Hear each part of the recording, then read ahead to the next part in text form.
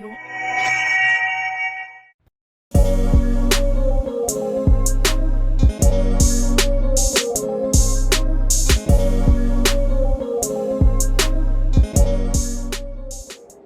नमस्कार. D focus sports वाहिनीच्या माध्यमातून मी शशिकांत राऊत काही गप्पा कबड्डीच्या या सरात आपलं सर्वांचं स्वागत करतोय. आज या शारदीय उत्सवानिमित्त आपल्या स्टुडिओत भेट देण्यासाठी आले आहेत कबड्डी क्षेत्रातील शिवछत्रपती पुरस्कार विजेत्या आणि ज्यांनी नुकतंच कबड्डीमधील दुखापती या विषयावर डॉक्टरेट मिळवले अशा विना कवळे सेलटकर मी आपल्या या स्टुडिओत स्वागत करतो. कबड्डी नेहमीच बघतो आपण. कबड्डी हा तसं पाहिलं तर रामागडाचा खेळ म्हणून गणला गेला, पण आज कबड्डीमध्ये तुम्ही जी डॉक्टरेट केली, पण कबड्डीच्या गप्पा मारताना आपण नेहमीच कबड्डी सुरुवात कशी केली, काय केली यापासून करतो.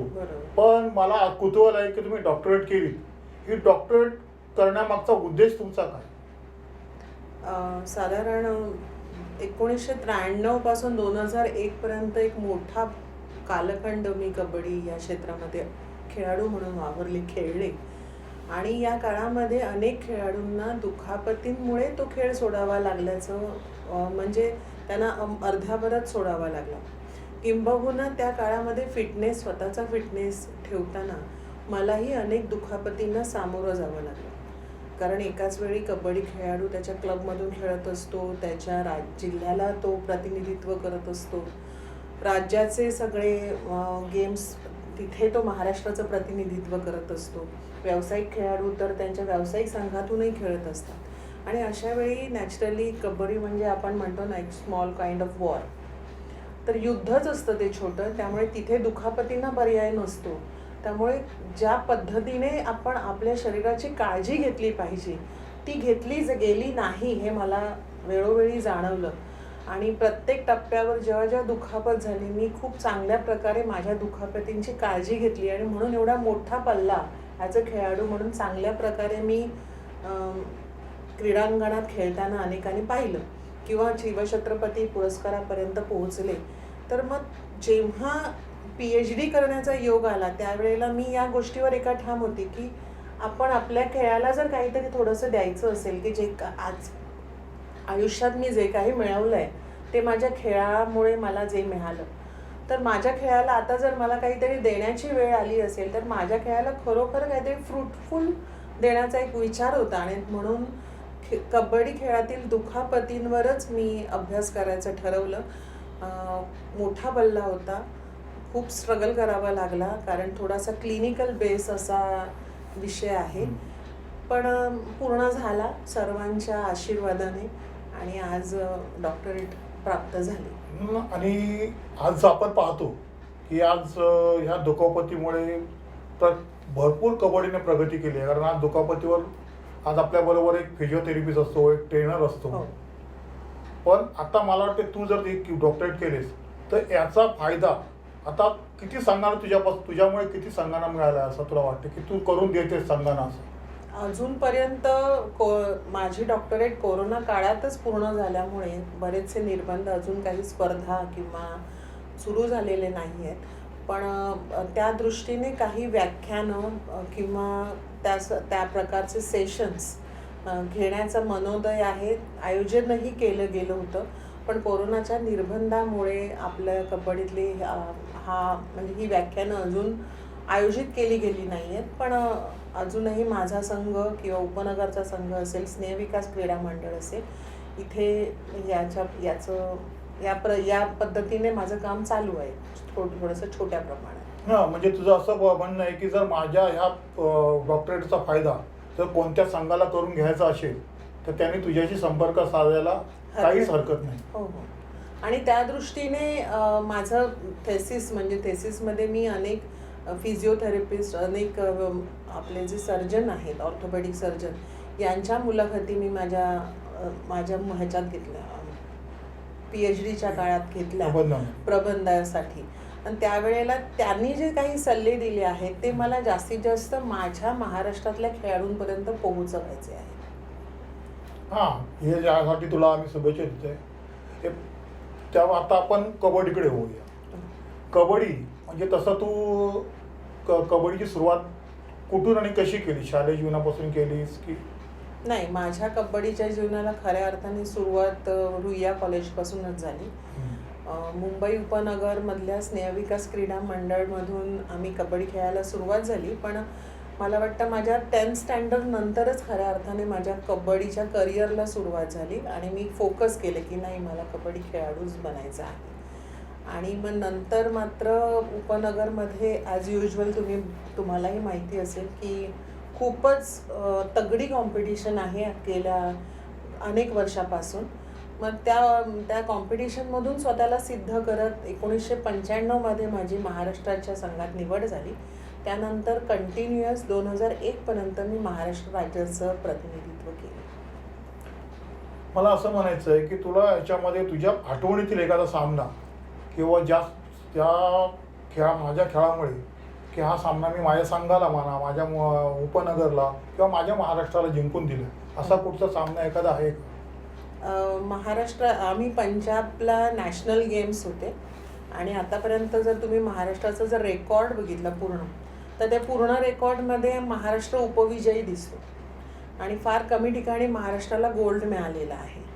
तर पंजाब नॅशनलला आमची टीम होती आणि आमच्या विरुद्ध पंजाबचीच टीम होती आमच्या अपोजिटला. आणि फायनलला मला असं वाटतं की छान चढाया माझ्या झाल्या आणि महाराष्ट्राला मी गोल्ड मिळवून देण्यामध्ये एक कुठेतरी स्वप्न होतं की आम्ही नेहमी उपविजयी पदावर नॅशनलला आम्हाला समाधान मानावं लागायचं. अपोजिटला बलाढ्य रेल्वे संघ असायचा, कारण तुम्हाला माहिती आहे की खेळाडू तयार झाला की तो रेल्वेत दाखल व्हायचा, त्यामुळे महाराष्ट्राची टीम काही सेट व्हायची नाही. आणि नॅशनल गेम्सला आम्हाला तो गोल्डन चान्स मिळाला आणि आम्ही फायनल मारली. आणि माझा गेम मला अजूनही माझ्या स्मरणात किंवा आठवणीतला गेम असा तो म्हटला जाईल. दुसरं, मुंबई उपनगरने जेव्हा पहिली शिवशाही चषक स्पर्धा जिंकली अलिबाग इथे, तिथे सुद्धा मी चांगल्या एक खेळ खेळू शकली आणि मुंबई उपनगरला पहिल्यांदा शिवशाहीचं विजेतेपद, जिथे सुद्धा आम्ही पंजाब किंवा मणिपूरसारखे नॅशनलचे संघ आमच्या विरुद्ध होते जिल्ह्याच्या संघांसमोर, आणि आम्ही मुंबई उपनगरला विजेतेपद मिळवून देऊ शकलो. तो माझ्या आठवणीतला एक संस्मरणीय असा सामना. आणि त्याच्यानंतर स्नेहविकास क्रीडा मंडळानं आम्ही आपल्या कामगार क्रीडा केंद्राच्या सलग 2 वेळा आम्ही फायनल मारलेल्या ज्या काही मॅचेस आहेत किंवा मावळी मंडळमध्ये काही खेळलेल्या चांगल्या मॅचेस आहेत, त्या स्नेहविकासमधल्या तर मॅचेस खूपच आहेत की ज्या माझ्या अजूनही स्मरणात आहेत की आम्ही खूप छान प्रकारे एक स्वामित्व गाजवलं उपनगरमध्ये सुद्धा. तू एवढे वर्ष खेळलीस कबड्डीमध्ये, तर कोणाचा तरी खेळाडूचा तुझ्या पुढे आदर्श असेल किंवा ह्या एका ठराविक खेळाडूचा मला खेळ आवडला, त्याच्यामुळे मी ह्या प्रेरित झाले खेळ खेळायला. ही प्रेरणा कोणापासून मिळाली तुला खेळायची? ॲक्च्युली बेसिकली मला वाटतं मी 10वीपर्यंत माझा पूर्ण प्रयत्न एक ॲथलीट बनण्यासाठी होता. मी भांडुपला तसं आमच्या ॲथलेटिक्सचं कुठचंच ट्रेनिंग उपलब्ध नव्हतं, त्यामुळे मला ॲथलेटिक्समध्ये जाता नाही आलं. आणि मी अचानक कबड्डीकडे माझे मामा श्री गोपाळ मोनकर त्यांना असं लहानपणी मी खेळताना पाहिलं होतं. तर मला नेहमी असं वाटलं की चला आपण मामासारखं छानपैकी खेळूया, आणि मी कबड्डीकडे वळले. तर मोनकरांचं नाव मी पण ऐकलंय. ते भांडूपच्या चंद्रनगर स्पोर्ट्स क्लबमधून खेळायचे, नंतर उत्कर्ष क्रीडा मंडळमधून खेळले. या निमित्ताने आज शारदीय उत्सवाच्या निमित्ताने ह्या तुमच्यामुळे, तर तू आता पुढे भविष्यात प्रो कबड्डीमुळे कबड्डीला तुम्हाला माहिती आहे चांगले दिवस आलेले आहेत, पण तू आता कसं झालंय की कबड्डी खेळ म्हटलं की मी प्रो कबड्डीच असं लोकांचा समज झाला. कबड्डी म्हणजे प्रो कबड्डी असं समीकरण झालेलं आहे. तर कारण त्यासाठी सुद्धा काही मेहनत करावी लागते. तर त्याकरता तू नवोदित आणि उदयोन्मुख खेळाडूंना कोणता संदेश देशील?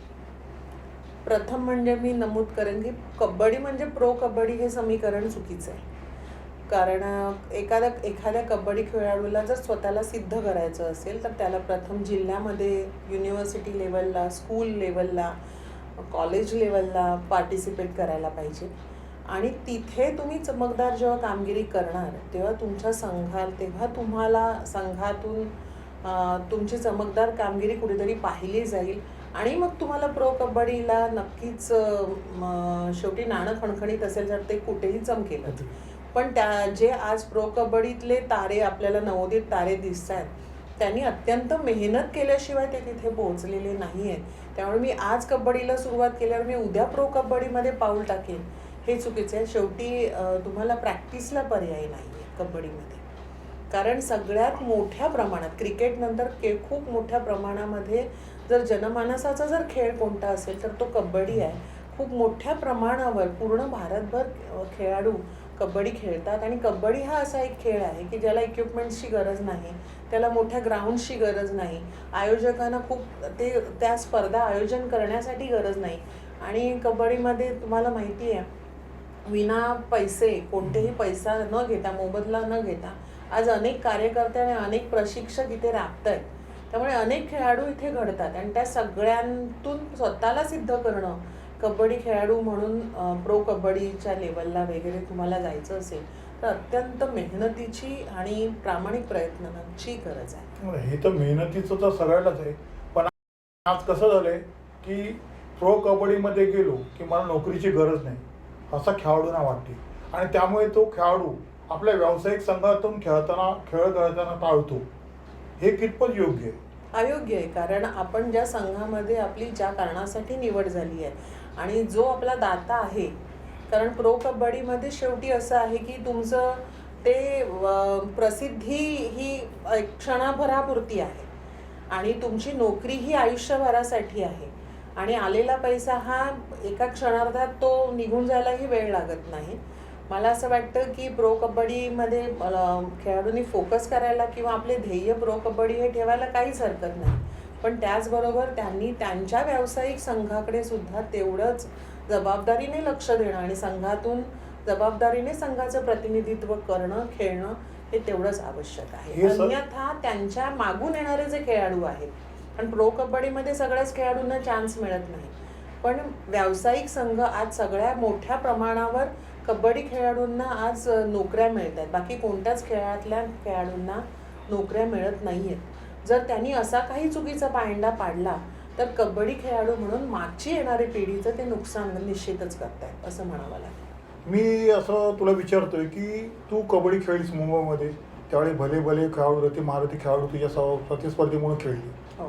तुला असं कधी जाणवलं की मला बाबा एखादी खेळाडू प्रतिस्पर्धी ही डोळी जोडते, त्याच्याबरोबर तुझी एक व्यूहरचना करून तू त्या पद्धतीने खेळून संघाला त्याचा काय फायदा करून दिलीस? मुंबई उपनगर की स्नेहविकास? मग स्नेहविकासमधून खेळताना म्हणा किंवा मुंबई उपनगरमधून खेळताना म्हणा, कुठली एक सुरुवात कर कुठेतरी की बाबा हे अशाचे ही खेळाडू आम्हाला स्नेहविकासमध्ये सुरुवातीला असं माझ्या बाबतीत असं होतं की मी एकखांबी तंबू म्हणूनच सगळ्यांना माहिती होते. आउट झाले की स्नेहविकासचा पूर्ण संघावर लोड बसायचा.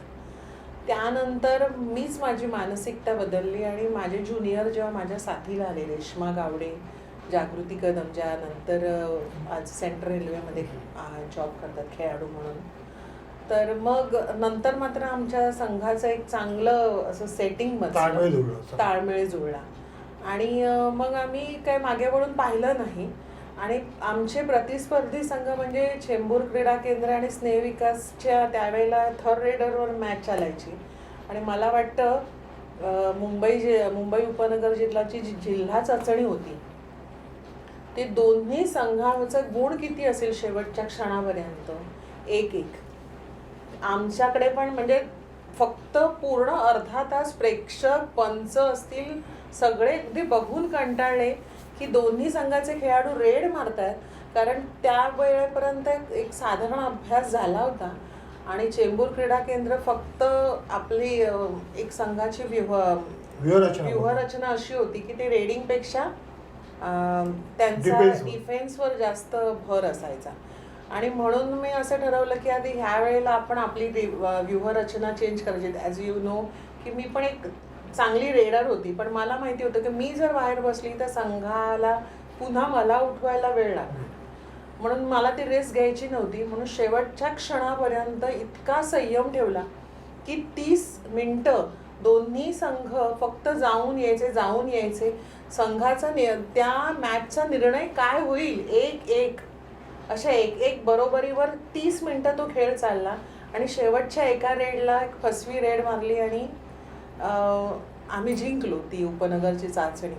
पण हे सगळं करताना मला रमेश भेंडीगिरींच्या हाताखाली माझी पहिली नॅशनल मी जेव्हा खेळले त्यावेळेला महाराष्ट्रातून खेळताना, महाराष्ट्राचा तेव्हा आमची ज्युनियर बॅच होती आणि आमच्या आधीची फळी सगळी म्हणजे मनीषा गामण असेल, यानंतर सुमती असेल, सुमती पुजारी असेल, हे सगळे खेळाडू रेल्वेत निघून गेले होते आणि पूर्ण नवीन बॅच त्यावेळेला महाराष्ट्र संघातली होती. आणि त्यावेळेला नाही, सुमती पुजारी त्यावेळेला आमच्या बॅचला दावणगिरीला खेळली, पण ते पूर्ण नवीन संघाला घेऊन आणि उमा भोसले, मुक्ता चौगुले, गौतमी राऊत, मी, आमची अशी पूर्ण नवीन टीम, नवीन फळी, महाराष्ट्रातली पूर्ण एक बॅच. तेव्हा साधना मालवणकर, हिमाली नार्वेकर ह्या सगळ्या रेल्वेमध्ये निघून गेल्या होत्या आणि आमची पूर्ण नवीन बॅच होती. आणि महाराष्ट्राला तेव्हा सेमीला आम्हाला रेल्वे लागणार होती, इंडियन रेल्वे, आणि सेमीलाच, क्वार्टरलाच किंवा सेमीलाच क्रॉस झालं असतं तर आमचं जिंकण्याचा म्हणजे फायनल पर्यंत पोहोचण्याचा मार्ग कठीण गेला असता. म्हणून भेंडीगिरीने अशी व्यूहरचना रचली की आपण एक गटामध्ये मॅच करून घेऊया, आणि त्याप्रमाणे त्यांनी बुवांशी त्यांचं बोलणं झालं होतं. आणि समोरच्या संघाला तुमची टॅक्टिस आहे ती कळता कामा नये. समोरच्या संघ, कारण आम्ही बॉम्बे आता हल्लीच फसगत झाली तशीच झाली असती. मला तेव्हा आमची त्याचा आठवलं आम्हाला ते. तर म्हणून आम्ही ज्या वेळेला हे डिसिजन घेतला त्यावेळेला मैदानावर आपण आऊट होण्याचं जे कौशल्य आहे म्हणजे अभिनय आहे तो करणं किंवा ग्राउंडवर खेळण्याबरोबर ग्राउंडच्या मागे टॅक्टिस किंवा गेम प्लॅन जे असतं किंवा समोरच्याचे किती गुण आहेत, गुणांची पदतालिकेमध्ये किती गुणानुसार कोण क्वार्टरला येईल, कोण सेमीला येईल, याचा जो अभ्यास आहे, ह्या सगळ्याचा अभ्यास रमेश भेंडीगिरी कोणत्या प्रकारे करतात ते मी खूप बारकाईने पाहिलं, ऑब्झर्व केलं. आणि त्याचा ॲज अ खेळाडू जेव्हा मी खेळाडू खेळले तेव्हा हातात लॉट आल्यानंतर मी पहिल्यांदा माझं गेम प्लॅन तयार व्हायचं डोक्यामध्ये की मला सेमीला कोण हवंय, मला क्वार्टरला कोण हवंय. माझ्या बरोबरच्या म्हणजे जे माझ्या ज्युनियर्स आहे ते म्हणजे काय झालं, दीदीची सुरुवात झाली, कुंडली मांडायला सुरुवात झाली. तर खरोखर मी अशी कुंडली मांडायची आणि मी बघायची की आपल्याला सेमीला कोण येत आहे, क्वार्टरला कोण येत आहे आणि आपल्याला कोण समोरचा प्रतिस्पर्धी संघ जड आहे. जसं अनुराधा डोणगावकर नाशिकची खेळाडू आहे, ती संघ चांगला होता पण गुलालवाडी, पण ती ॲज अ रेडर म्हणून अप्रतिम अशा रेड मारायची. मग आम्ही तिच्या विरुद्ध एकच टॅक्टिस लावायचो की तिला पकडायचो आणि तिला बाहेर बसवून ठेवायचो आणि आम्ही नंतर कंटिन्यू स्टॉप करायचो गेम. अशा प्रकारे प्रत्येक खेळाडूप्रमाणे प्रत्येकाच्या म्हणजे आमचं गेम प्लॅन चेंज व्हायचं आणि मी तरी चेंज करायची आणि याचा मला म्हणजे प्रत्येक गेममध्ये उपयोग झाला. मी इथे तुला एक कार्टून, आमच्या कबड्डी रेषकांना एक कार्टून करत होतो, त्यावेळी थर्ड रेडला गुण दिला जायचं नाही, थर्ड रेड फक्त काउंट केली जायची. आता आपण third red do or die म्हणजे मार किंवा मारा अशा पद्धती, त्यावेळी तो कुठचाही गुण दिला जायचा नाही. कृपया कबड्डी रसिकांनी लक्षात घ्या. त्यामुळे तो एक असा गुण शेवटपर्यंत राहिला होता. असे अनेक अविस्मरणीय सामने आणि खेळाडूंच्या खेळ असे की त्या टॅक्टिसचा ना एक खेळाडू म्हणून तुम्हाला म्हणजे आपण जेव्हा हे इतक्या प्रेशरमध्ये आपण खेळतो ना, या प्रेशरमध्ये खेळण्याचा ॲज अ तुम्ही जेव्हा एक नंतर पोस्ट लाईफमध्ये तुम्ही जेव्हा कुठेही कोणत्याही प्रसंगाला जेव्हा सामोरं जाता ना, तर या सगळ्या गोष्टींचा तुम्हाला उपयोग होतो की तो संयम किंवा ते धारिष्ट्य कोणत्याही प्रसंगाला म्हणजे एखाद्या 30 मिनिटानंतर शेवटच्या क्षणाला कॉन्फिडेंटली शेवटची रेड मारणं, ते प्लॅन डोक्यात असणं, एखाद्या गोष्टीचं प्लॅनिंग करणं. आता बऱ्याचदा असं होतं की मी ॲज अ शिक्षिका म्हणून वावरते किंवा खेळाडू म्हणून इतर अनेक क्षेत्रामध्ये म्हणजे आमच्या समाजाच्या क्षेत्रामध्ये पण मी कार्यरत आहे. तर मला बरेच जण विचारतात हे सगळं तू कसं मॅनेज बॅलन्स करते. करते. हा. तर Balance करते PhD चा अभ्यास म्हणा किंवा काय, पण मला असं वाटतं की हे सगळं माझ्या खेळाचं देणं आहे, की हे प्लॅनिंग कबड्डी. ॲज अ खेळाडू म्हणून जेव्हा हातात लॉट आल्यानंतर जसं प्लॅनिंग असतं Planning. तसं उद्या मला काय करायचं ते प्लॅनिंग आपलं आज तयार आपल्या तयार डोक्यात करायचं. असलं पाहिजे. त्यामुळे त्याचा खूप निश्चितच फायदा होतो. आणि सगळ्या खेळाडूंना म्हणजे प्रत्येक खेळाडूला मी आवाहन करेन की कबड्डी जरूर खेळा. तुम्हाला कोणत्याही पर्सनॅलिटी डेव्हलपमेंटच्या क्लासला जायची गरज नाही. कबड्डीमध्ये तुम्हाला ऑल राऊंड डेव्हलपमेंट मिळणार हे निश्चित. वीणा, आपण बऱ्याच गप्पा मारल्या. तू कबड्डी पण बरीच वर्ष खेळलीस, तुझा अनुभव पण त्याच्यातला दांडगा आहे. अभ्यास करण्याची तुझी वृत्ती पाहून मला असं वाटते की तू येणारी पिढी कबड्डीमध्ये यावी, त्याकरता त्यांना काय संदेश देशील?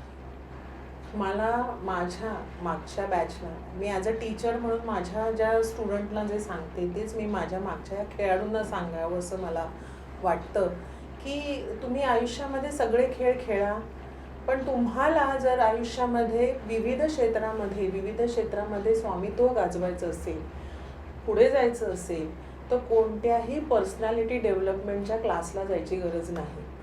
तुम्हाला कबड्डी असा एक खेळ आहे की हे मी मगाशी मुलाखतीच्या सुरुवातीलाच म्हटलं की कबड्डी म्हणजे is a small kind of war. युद्ध कसं खेळायचं हे अर्ध्या तासामध्ये प्रत्यक्ष नाट्य, जिवंत नाट्य कबड्डीच्या ग्राउंडवर घडत असतं. बरोबर. आणि तिथे ॲट अ टाइम तुम्ही अनेक प्लॅनिंग तुम्ही करता. कम्प्युटरसारखं तुमचं डोकं विविध म्हणजे तुम्ही जसं ठरवता तसं प्रत्यक्ष परिस्थिती असेलच असं नाही. बरोबर. त्यावेळेला वेगळी परिस्थिती असेल, त्या वेगळ्या परिस्थितीला तुम्ही फेस कसे सामोरे जाणार? मला बऱ्याचदा असं विचारलं जातं की तुला असं अचानक कसं सुचलं किंवा तू अचानक अशी कशी वागलीस. तर मला ते क्रेडिट फक्त माझ्या खेळाला देईन की माझ्या खेळामध्ये खेळत असताना अचानक वेगळीच परिस्थिती उद्भवायची. अचानक समोरच्या संघाची टॅक्टिक्स बदललेली असायची आणि त्यावेळेला मॅच जिंकणं हा एकमेव पर्याय असतो, ध्येय असतं. त्यावेळेला माझ्या डोक्यामध्ये मग माझं गेम प्लॅन अचानक चेंज व्हायचं आणि मी वेगळं काहीतरी खेळायची आणि मॅच जिंकण्यासाठी किंवा जिंकायचो आम्ही. याचा उपयोग तुम्हाला प्रत्यक्ष ट्रेनिंग म्हणजे प्रॅक्टिकल तुम्हाला इथे कबड्डीच्या ग्राउंडवर विनासायास मिळतंय. कारण मी पुन्हा म्हणते की कबड्डी हा एकमेव खेळ आहे की जिथे मुलींना कोणतेही पैसे द्यायची गरज नाही. आजही कितीतरी संघामध्ये पैसे कोचिंग क्लासला, नाही तर तुम्ही कराटेला जा, इतर कोणत्याही खेळायला जा, तुम्हाला 1000-500ची कॅश आधी ठेवावी लागते. पण कबड्डीमध्ये तुम्हाला कितीतरी अशा चांगला फिटनेस पण आहे. अख्खट तुम्ही भारत फिरताय. माझ्या आई वडिलांनी असं माझ्यासाठी का बाबा आज नागपूर फिरायला जा, आज UP जा, बिहार जा, मणिपूर जा, पंजाब जा. आई वडिलांनी कुठे माझा खर्च केला असता, पण मी आज भारतभर फिरले ते केवळ कबड्डीमुळे. आणि इतका दांडगा अनुभव या प्रवासाचा आहे, या खेळाचा आहे, विविध माणसांचा आहे. कबड्डीमध्ये एका क्षणामध्ये तुम्ही रेड मारताना तुम्ही समोरचे 7 चेहरे वाचता. तुम्हाला आयुष्यामध्ये ते 7 आजूबाजूला जे माणसं असतात ती माणसं वाचायला वेळ लागत नाही. ॲज अ कबड्डी प्लेअर म्हणून जर तुम्ही खरोखर खेळलेला असाल तर तुम्हाला या सगळ्या गोष्टी समोरच्या माणसाला असं जज करायला पुढच्या क्लासला जायची गरज नाही, पुस्तकं वाचायची गरज नाही. कबड्डीचं पुस्तक तुम्हाला पुरेसं. आणि मला म्हणून वाटतं की माणसाने स्वतःची जर डेव्हलपमेंट करायची असेल तर कबड्डीसारखा उत्तम तुम्हाला ट्रीटमेंट नाही, खेळ नाही की तुम्ही कोणत्याही क्षेत्रात जा, पण तुम्ही कबड्डी जरूर खेळा, जरूर पहा, जरूर अनुभवा की तो एक वेगळा आनंद आहे. आणि मी पुन्हा सांगेन की कोणत्याही एक मला अवॉर्डच मिळायचा आहे, मला प्रो कबड्डीलाच सिलेक्ट व्हायचं आहे, मला जिल्हा पातळीवर सर्टन सिलेक्शन व्हायचं आहे म्हणून फक्त कबड्डी खेळू नका. कबड्डीचा हा अनुभव तुम्हाला सर्वांग सुंदर असं व्यक्तिमत्व तुमचं घडवतोय आणि त्या अनुभव आयुष्यातून त्याला कोणी मुकू नये येणाऱ्या खेळाडूंनी किंवा येणाऱ्या महिलांनी. कारण आज रात्री अपरात्री आम्ही घरी जातोय, विविध ठिकाणी प्रवास करतोय. ही डेअरिंग, हे धैर्य कुठून आलं? हे धैर्य आम्हाला आमच्या कबड्डीने दिलंय. कोणत्याही आपत्कालीन परिस्थितीमध्ये भिडायचं हे आम्हाला हे कबड्डीने कबड्डी शिकवलंय. बरोबर. आणि गेम प्लॅन म्हणजे काय, दुसरं आयुष्यामध्ये जे वेगवेगळ्या गोष्टीमध्ये प्लॅनिंग केले ते कबड्डीमुळे कबड्डी. आम्हाला शिकले. त्यामुळे मी ते सगळं क्रेडिट कबड्डीला देईन. मी भले कबड्डीमुळे व्यावसायिक खेळाडू म्हणून कुठे जॉईन नाही झाले, पण कबड्डी म्हणून कबड्डीने मला खूप चांगला अनुभव दिलाय आणि तो अनुभव मला आयुष्यभर पुरेल असं छान आहे माझ्यापाशी, असं मी म्हणेन. धन्यवाद मॅडम. आज तुम्ही मुलांना, येणाऱ्या पिढीला चांगला संदेश दिलात. कारण खरंच कबड्डी ही सगळ्यांना घडवत असते. आपण आज या ठिकाणी आलात, मी डी फोकस स्पोर्टच्या वतीने आपले शतशः आभार मानतो. धन्यवाद. नमस्कार, मी वीणा खवळे शेलटकर, कबड्डी महाराष्ट्राची माजी कबड्डी खेळाडू. 1993 पासून ते 2001 पर्यंत मी मुंबई उपनगर या जिल्ह्याचं प्रतिनिधित्व केलं. त्यानंतर 1995 पासून 2001 पर्यंत सलग 6 वर्ष मला महाराष्ट्र राज्याचं प्रतिनिधित्व करण्याची संधी, भाग्य लाभलं.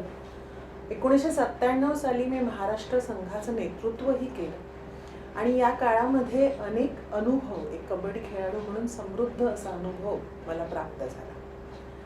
त्यानंतर खेळाडू म्हणून 2001 मध्ये महाराष्ट्र शासनाने मला शिवछत्रपती पुरस्काराने गौरविलं.